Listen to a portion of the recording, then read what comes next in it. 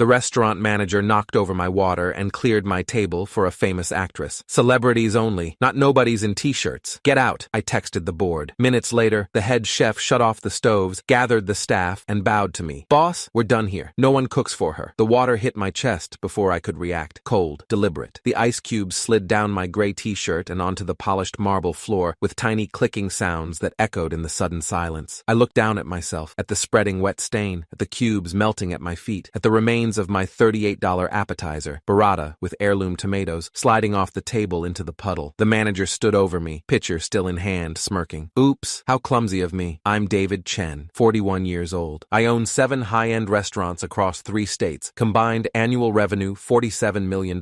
Michelin stars, 4 spread across the portfolio. James Beard nominations, 6. Tonight, I was eating at one of them, undercover, in a plain gray t-shirt from Target, faded Levi's, and white Adidas sneakers. And my own manager, Philippe Rousseau, hired 8 months ago on the recommendation of a hospitality consultant, $140,000 salary plus bonuses, had just poured water on me. Philippe, what's the problem? The voice came from behind him. Vanessa Stone, the actress, currently filming some superhero sequel in Atlanta. Her IMDb page listed her net worth at $32 million.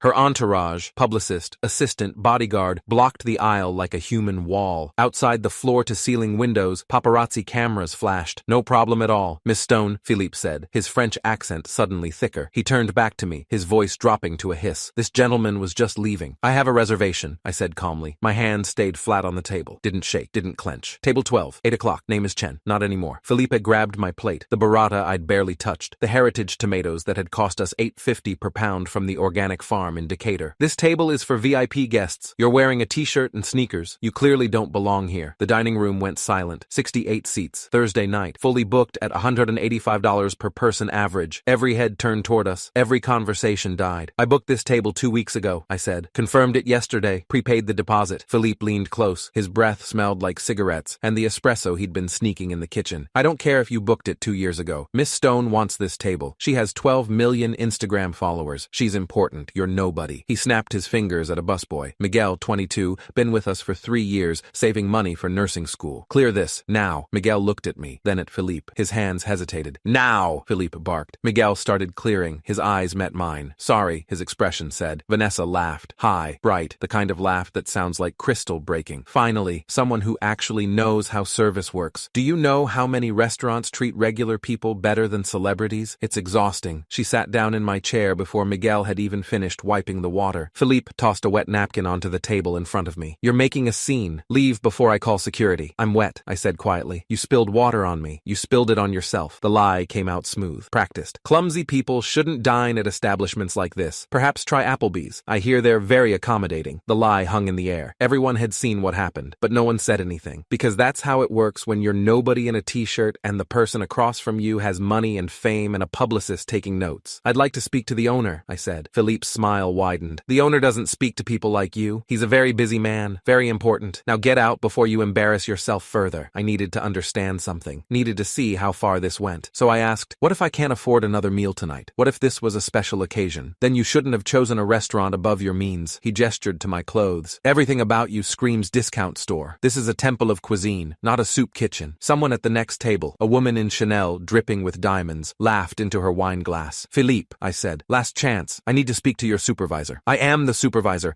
I am the authority here, and I'm telling you to leave. I reached into my pocket. My phone was dry. Thank God for the OtterBox case. What are you doing? Philippe demanded. Are you recording this? Give me that phone. This is a private establishment. I'll have you arrested for... He reached for it. I pulled back. Don't touch me. Security! Philippe shouted. But I'd already opened my messages. One contact, one name at the top of my favorites. Exec board. Emergency. This was a group text I'd set up 3 years ago. It connected to all 7 of my head chefs, all 7 managers, my CFO, my operations director, and my head of HR. We'd never used it. It was designed for exactly one scenario. Code black. Complete operational shutdown. I typed 4 words. Close it. Fire Philippe. My thumb hovered over send for exactly 2 seconds. Because this was nuclear. This was scorched earth. This was 38 employees going home early, 68 disappointed guests, thousands in lost revenue, and the kind of disruption that would make the food blogs go insane. But I'd seen enough. Send. Philippe grabbed my arm. His fingers dug into my bicep. I said, give me that. His phone buzzed. Then every manager's phone in the restaurant buzzed at once. A sharp, angry cascade of notification sounds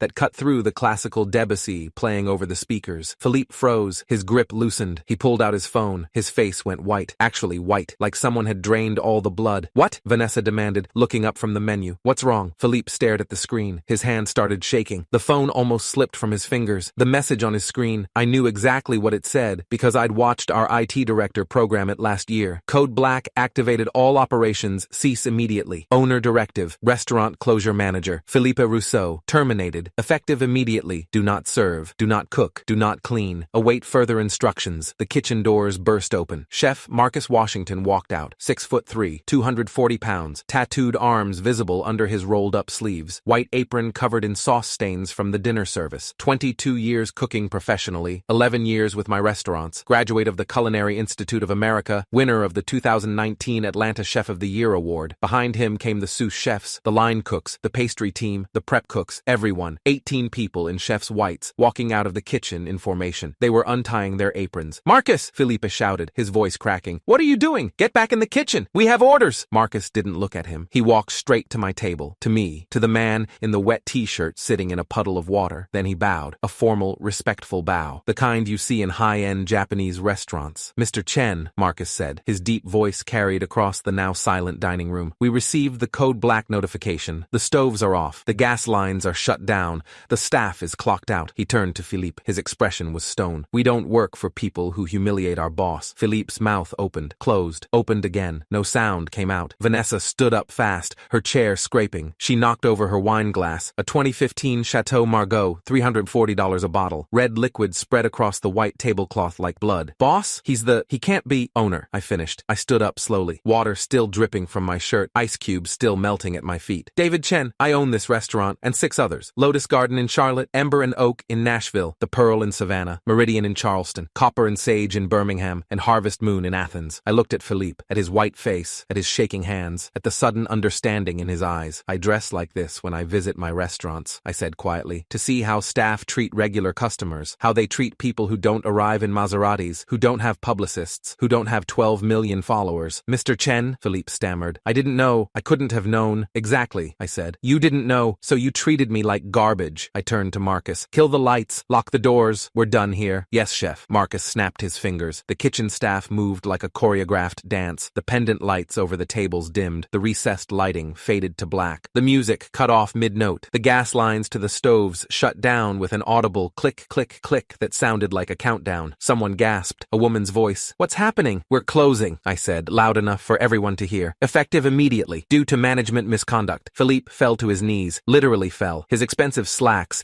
Ermenegildo Zenya, I'd approved his uniform allowance, hit the wet marble. Please, please, Mr. Chen, I have a family, I have a mortgage, I'll apologize, I'll do anything. You judged me by my clothes, I said. Now let me judge you by your character. I turned to address the entire dining room. 68 faces, some angry, some confused, some, like the woman in Chanel who'd laughed, looking distinctly uncomfortable now. Ladies and gentlemen, I apologize for the disruption. Your meals tonight are complimentary. My CFO will process full refunds within 48 hours. I take full responsibility for this situation. Then I looked at Vanessa Stone, at her designer dress, at her entourage, at her face, pale with shock and the dawning realization that she'd just participated in something ugly. Miss Stone, there's a McDonald's 3 blocks down. I hear they don't discriminate based on t-shirts. I walked toward the exit. The entire kitchen staff followed me. Miguel too, and the other servers, and the hostess, and the sommelier. We walked out together. Behind us, in the darkness of the now closed restaurant, I heard Vanessa's voice. Wait, what just happened? I kept walking. Outside, on the sidewalk, Marcus fell into step beside me. Boss, that was the most beautiful thing I've ever seen. It was expensive, I said. Worth every penny. Maybe, maybe not. I'd find out when my CFO calculated the damage tomorrow, but I needed to back up, needed to explain how we got here, because this wasn't the first time, and it wouldn't be the last. 3 years ago, I'd made a promise. After an incident at my Charlotte location, Lotus Garden, where I'd watched a manager throw out a homeless man who'd saved up for weeks to buy his daughter a birthday dinner. The man had $63. The cheapest entree was $18. He'd asked quietly if they could split one meal. The manager had called security, had the man removed, humiliated him in front of his daughter. I'd been there, watching, and I'd done nothing because I'd been on the phone with a supplier. By the time I looked up, they were gone. I never found them, never got to apologize, never got to make it right. So I made a promise. I would visit every restaurant, undercover, dressed like a regular person, and I would see, really see, how my staff treated people. Most of my employees passed, most were kind, professional, treated everyone with respect, but not all. In Nashville, a server refused to seat an elderly black couple near the windows, said those tables were for our regular clientele. I fired her on the spot. In Savannah, a bartender watered down drinks for customers he deemed cheap tippers. Gone. In Charleston, a host made fun of a customer's accent. She lasted 30 minutes after I overheard. But Philippe was different. Philippe was cruel, and he'd been getting away with it. I'd had complaints, 3 in the last 2 months. 1 from a customer service email, 2 from anonymous reviews on Google. Manager was incredibly rude to anyone not dressed in designer clothes. Felt like I was being judged from the moment I walked in. Made to feel inferior. Beautiful food, terrible service. Manager clearly plays favorites. I'd asked my operations director, Jennifer Park, 15 years in hospitality management, MBA from Cornell, to investigate. She'd done a week of phone interviews, mystery shopping, staff surveys. Her report, delivered last Tuesday in my office in Atlanta. Philippe Rousseau is creating a toxic culture. He's excellent with VIPs, terrible with everyone else. Staff are afraid to complain because he's fired 2 people for poor performance after they questioned his methods. Recommend immediate termination pending investigation. I'd thanked her, filed the report, and decided to see for myself. So here I was, Thursday night, 8 o'clock, dressed like a target, waiting to see what Philippe would do. He'd exceeded my worst expectations. The staff and I walked 3 blocks to a coffee shop, Deja Brew, open until midnight. We filled every table. Marcus ordered for the group, 23 people, all in chef's whites or server uniforms. Can we get coffee for everyone, and whatever pastries you have left? Put it on my card. Put it on mine, I corrected. Company expense. The barista, a college kid with blue hair and tired eyes,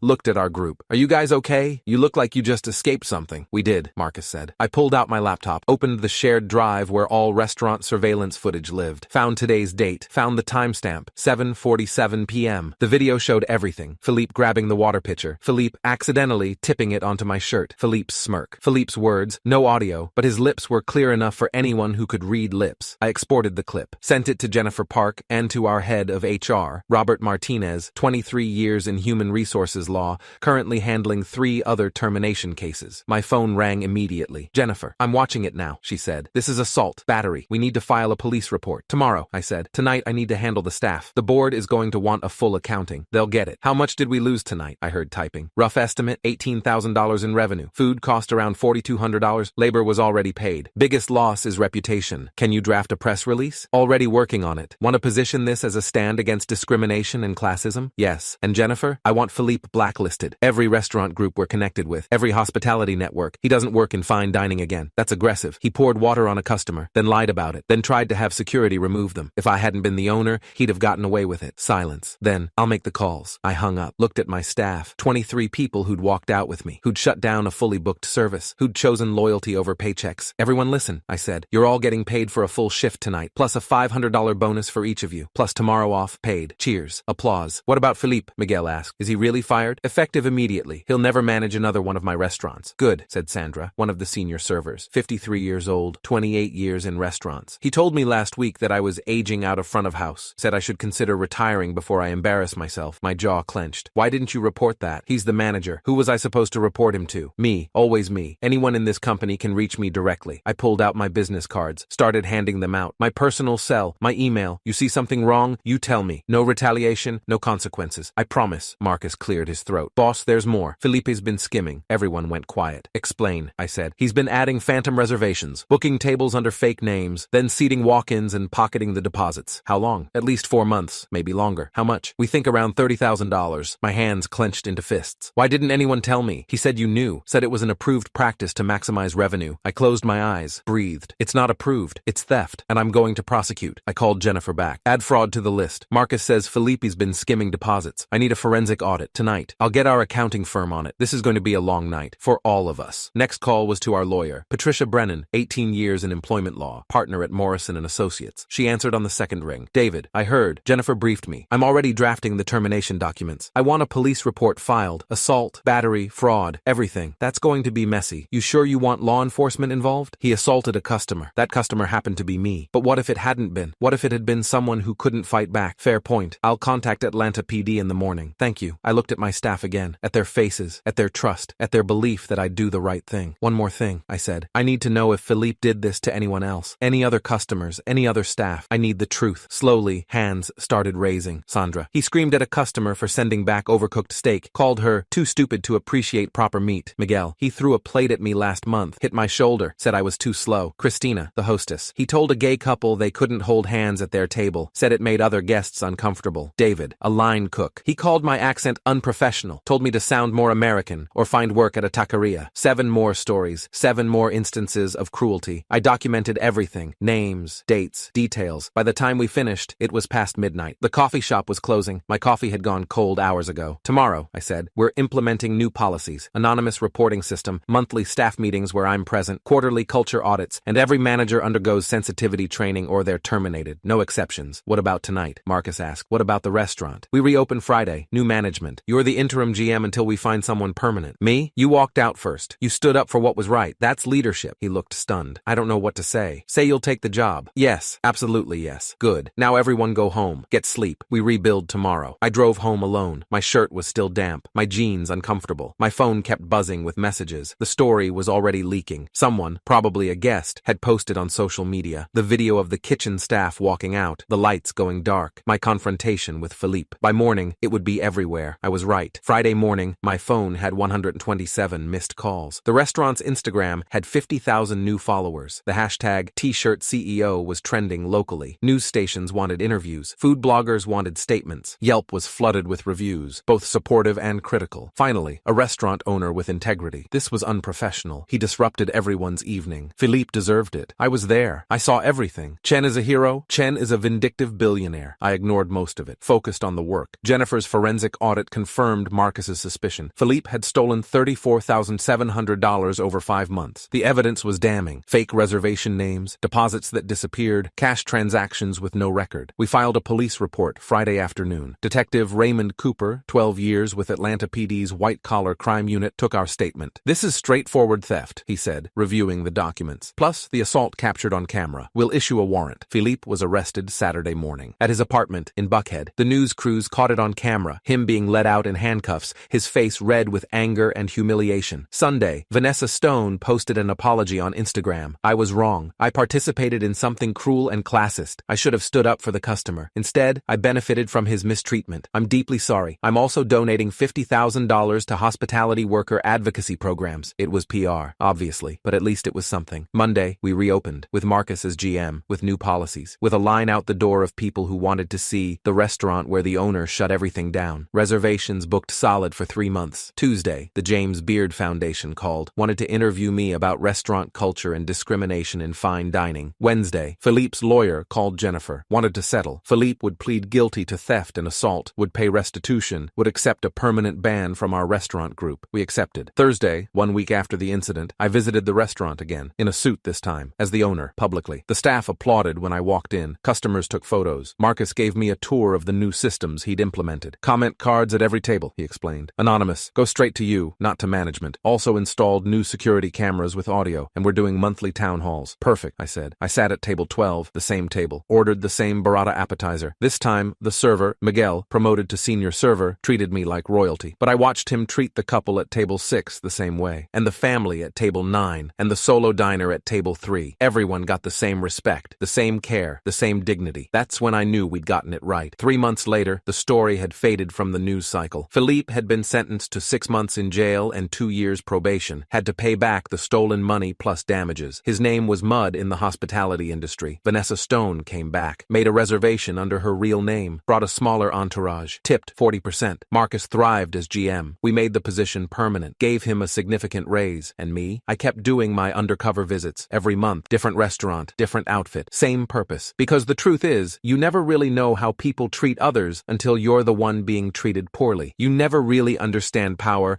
until you pretend not to have it. And you never really appreciate good people until you've seen what bad people can do when no one's watching. That night, when Philippe poured water on my chest and called me nobody, he taught me something important. He taught me that the way you treat people when you think they can't fight back reveals everything about who you really are. And I learned that sometimes the most powerful thing you can do is turn off the lights and walk away. Because dignity isn't about money or status or fame. It's about treating every person at every table like they matter. Even the ones in t-shirts, especially the ones in t-shirts.